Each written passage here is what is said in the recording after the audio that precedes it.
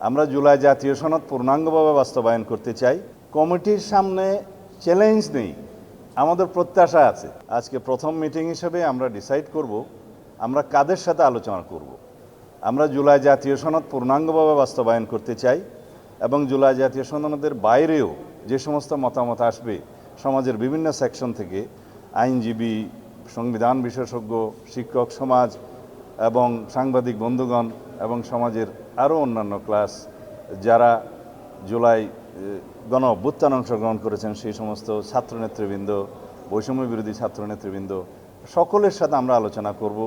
আমরা বিচারপতিদের সাথে আলোচনা করব, আমরা সুপ্রিম কোর্ট আইনজীবীদের সাথে আলোচনা করব। এইভাবে আমরা সমাজের সকল সেকশনের সাথে আলোচনা করে তাদের মতামত নিয়ে জুলাই জাতীয় সনদ বাস্তবায়ন করব এবং জুলাই জাতীয় সনদের বাইরেও সমাজের যে সমস্ত প্রত্যাশা আছে থাকবে সেই সমস্ত বিষয়গুলো অ্যাড্রেস করব।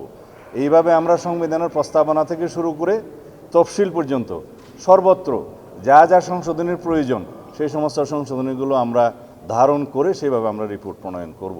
AKS অর্জন করল গিনেস ওয়ার্ল্ড রেকর্ডস। AKS তারপরে বিল যখন আসবে, সংবিধান সংশোধনী বিল, পার্লামেন্টে আলোচনা করে আমরা সমঝোতার ভিত্তিতে সেই সংশোধনীটা গ্রহণ করতে চাই।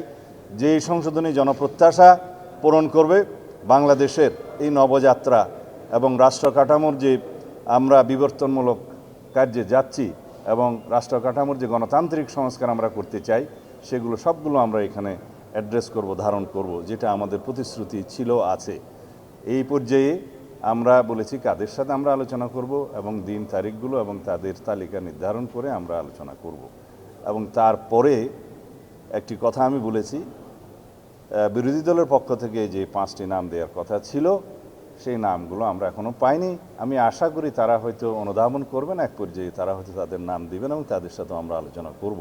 এছাড়াও নাম যদি নাও দেয়, আমরা সকল বিরোধী দলীয় যারা দল আছেন, সদস্য আছেন, তাদের সকলের পরামর্শ আমরা গ্রহণ করব। তারা যদি মিটিংয়ে এসে দেয় ভালো, মিটিংয়ের বাইরে দিলেও আমরা সেটা গ্রহণ করব, লিখিতভাবে যদি দেয়। তো এইভাবে আমরা একটা গ্রহণযোগ্য সংশোধনী আনতে চাই এবং জনপ্রত্যাশা সব কিছু আমরা ধারণ করতে চাই। সবার সাথে আলাপ আলোচনা করে আমরা সেই রিপোর্টটা প্রণয়ন করতে চাই। অলওয়েজ আমরা স্বাগতম জানাবো বিরোধী দলকে।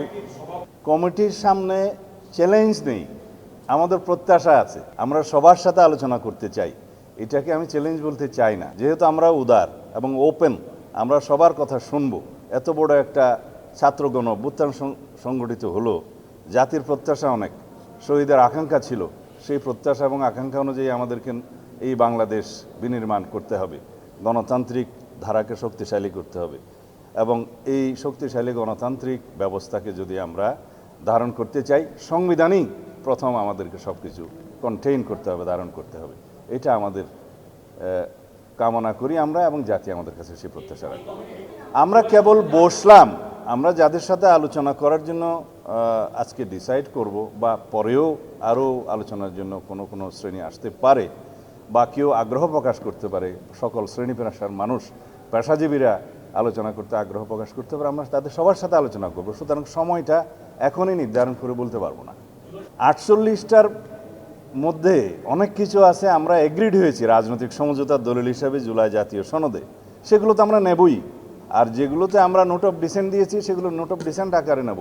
এর বাইরেও আমাদের অনেক বক্তব্য আছে, আমাদের নির্বাচনী ইশতেহারে আছে, সেগুলো আমরা ধারণ করব। যেগুলো জুলাই জাতীয় সনদে প্রতিফলিত হয়নি, আলোচিত হয়েছিল, হয়তো প্রতিফলিত হয়নি, সেগুলো আমরা আলোচনা করেই নেব।